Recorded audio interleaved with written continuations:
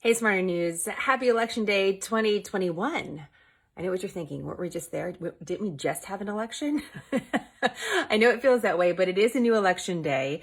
And we're going to talk a little bit about that today. But in doing so, I also want to just take a moment and talk about why we even have elections in November. Ever wonder that? As you kind of pass through things in the news, everyone's talking about Election Day, but why do we vote?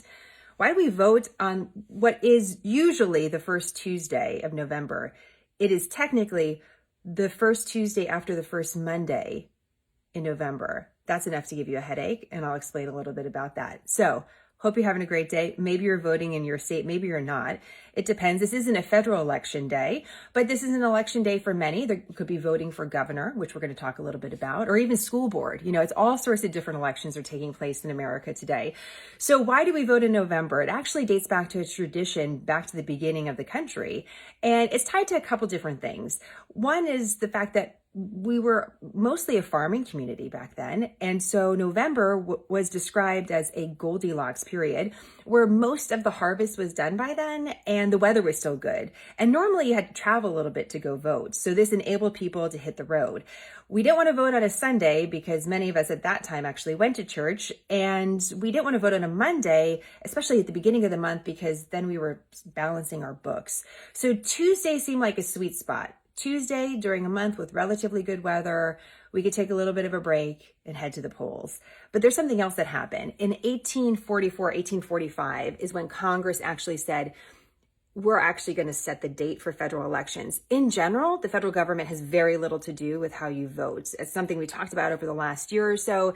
Voting and how you vote and all the regulations around that are really up to the state. But Congress at a certain point said, you know what? We're actually going to set the date here. Up until that point, most of the time we were voting in early December, and that created a little bit of a drama, and I'll explain that in a moment. So Congress decided we're going to pick a day, and they decided to pick November. Now, let me read this to you. Okay, this is why we moved federal elections for president and vice president to November instead of the beginning of December. Members of the House, when debating a bill in 1844 that would set a uniform presidential election day across the country, declared the goal was to guard against frauds in the elections of president and vice president. So, I know we think that we're originals when we're talking about fraud and election and security in elections, but back then it was an issue because in December, after people would vote for president, there was a 30-plus day period after that the Electoral College would vote. And, got through the holidays, and apparently there was drama, prolonged excitement, and provided time for more intrigue, which they thought wasn't good. This is from the Congressional Research Service. That's why we vote in November. Interesting. One of the things we're going to be watching during this election period is that some states have set up different ways to vote, either expanded voting access in certain ways, or what would be described as limiting voting access to some. Others would say it's providing better election security. Obviously, there's two different points of view. So we're going to see how some of these new regulations in states actually work on an election day. So that's something we're going to be watching. Okay, two particular things I want you to pay attention to today that I think are important. One is an issue-based vote. The other is about leadership. So there's a vote happening in Minneapolis, and Minneapolis, of course, is the site of the murder of George Floyd. We say the murder of George Floyd because the officer that was charged with the murder was found guilty of it less than a year after his death. So the murder of George Floyd happened in Minneapolis. You know that this ignited a debate about defunding the police, ignited a debate about many things, but defunding the police was one of those things. One of the issues for Minneapolis residents is whether or not they are going to vote to change the charter of the city. So there's a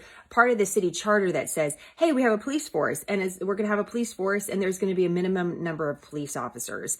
They could change that to some would say disband the police department, but that may not be accurate. The police department may be absorbed into a Department of Public Safety. What that would actually look like, nobody knows, but this vote is the first of a significant vote that could move in that direction where Minneapolis may not have a traditional police department. That's a long way from point A to point B, but it's an issue to watch. We'll see what Minneapolis residents think about and how they vote particularly on that issue. So we'll be watching that. The other thing we're going to be watching is the governor race in Virginia. So why do we even care about Virginia? We care about you if you live in Virginia. We see you. But why do we actually care about this particular race? It's really because it's symbolic in so many ways. So Virginia is the only state where governors don't get to serve consecutive terms. So you get to vote for governor more often than other states in some cases. And so you have two very interesting candidates. The proximity to Washington, D.C., it's always helpful to look at a map, gives us some perspective on this as well, because many are looking at this as a bellwether of sorts about what's going on with the Democrat Party and where is the American voter on the White House and our leaders in Congress. So Virginia is electing a governor. You have two different candidates. You have one candidate, Terry McAuliffe, who is a very well-known Democrat. I mean, he worked for Jimmy Carter in his 20s. He's worked for Bill Clinton. He's worked for Hillary Clinton on their campaigns. He's worked for the Democrat National Committee. I mean, he served previously as governor of Virginia. He is a well-connected Democrat. So that's Terry.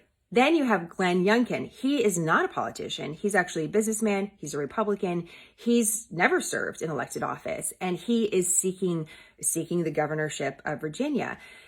Going into this race, it was thought, well, McAuliffe, he has, name recognition. The state just elected President Biden. There wasn't even any disagreement about that or drama. So the thinking would be, well, the state's going to elect a Democrat, but that's not what it looks like in the polls. At least it's not for sure. A poll this weekend showed McAuliffe ahead. Polls today, I'm looking at Real Clear Politics right now, which is a great site for this sort of thing, show that Youngkin could be up. So this is a really tight race. What does it mean? Where are voters right now? And particularly, where are suburban voters that tend to help determine these higher profile national elections like president? So we're going to be watching this. Want to know something I thought was interesting? So here's Terry McAuliffe. He has 5 children. Here's Glenn Youngkin. He has 4. So they have something in common. They both have a whole bunch of kids. You want to know who we really should be talking to? Their wives. That's the insight that we actually really need to know about. So we'll be watching that and seeing if we get results tonight. If it's a close race, maybe we don't get results tonight, but it's something that we're going to be watching. And it's for that, political strategists are going to be looking at it and say, hey, this, according to the textbook, should be a sure thing for Democrats. But if it's not, and if it still remains this close, what does it mean for the Democrat position right now on the national stage?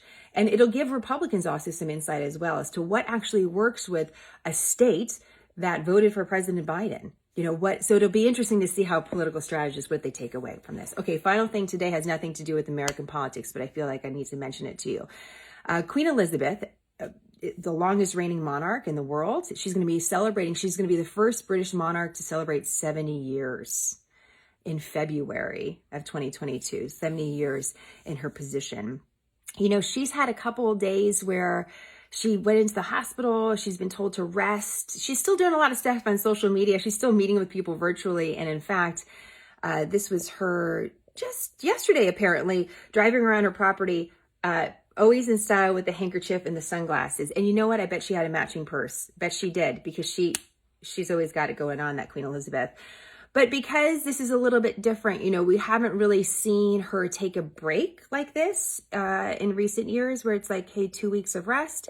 And then I saw this and I thought this was interesting. People magazine just did a big interview with Prince William. This is not something that the palace grants very often. This is all about their global climate change initiative.